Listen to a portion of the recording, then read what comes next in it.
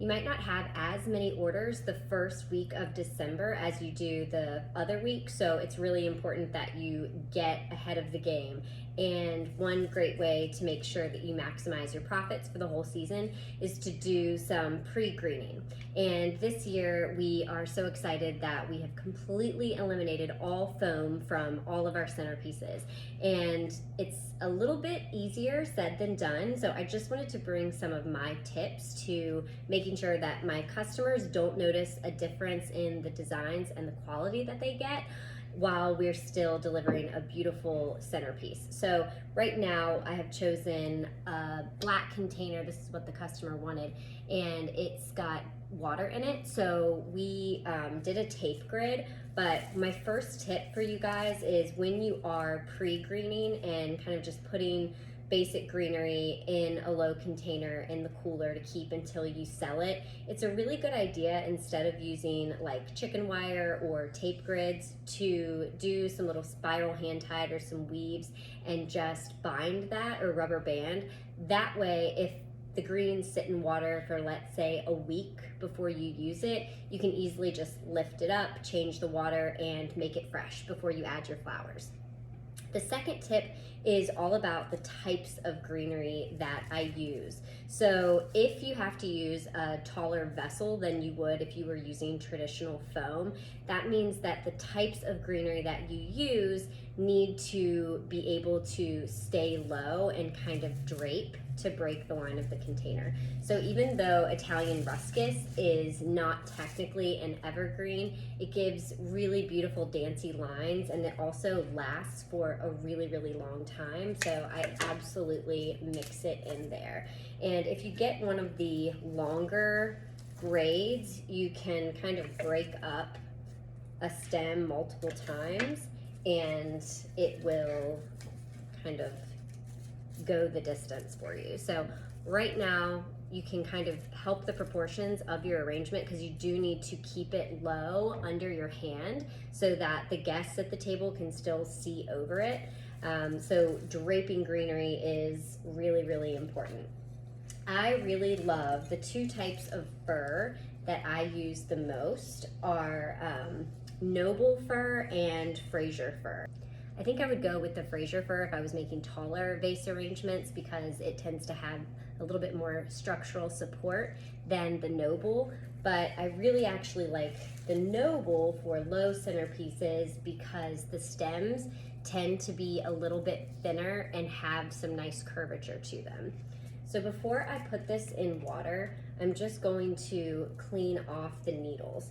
And I can actually do that with my hands with the Nobel Fir. It's a little bit more difficult when I do it with the Frasier. So one tool that I like to keep on hand to clean my evergreens so that I don't get all the sap and pitch is a traditional metal rose stripper. It goes quickly. Keep your hands as free of sticky mess as possible. So if you do strip with a knife or one of these strippers on a woody stem, you have to be really careful that you're only pulling the needles, because if you expose too much of the inner woody part, that's where all of the sap is going to leak out, and that'll actually clog the stems of your flowers and cause them to wilt pretty quickly. And one of the reasons why customers really love evergreen centerpieces is because they can last for weeks. So if you are going to change your method to using straight water instead of foam, you have to kind of think about those little pieces that maybe you weren't aware of before. So rather than just like pulling everything down, you might just want to use your scissors to kind of cut needles off. It may take a little bit longer, but you're preserving the integrity of the design when you do it. Love a little boxwood. You can find boxwood pretty much anywhere. You can buy it from your wholesaler, but it's an evergreen shrub that you can probably find in your neighbor's yard if you don't have it. And because I do know that a lot of people really love this foliage, I just want to touch on it for a brief moment.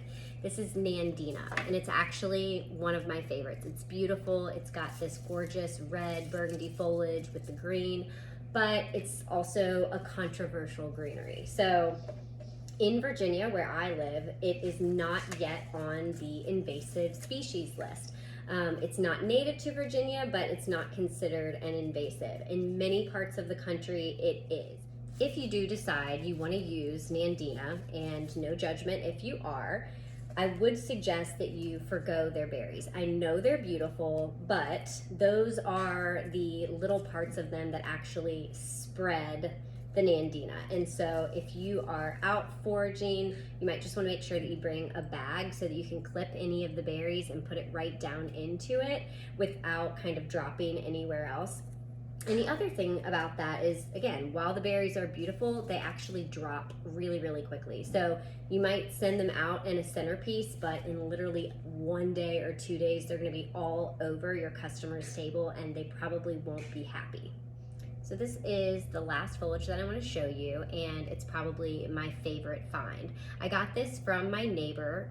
This is an Arbor Vitae, and it's actually a really popular tree. It is an expensive tree to plant, but it grows really, really big, really quickly.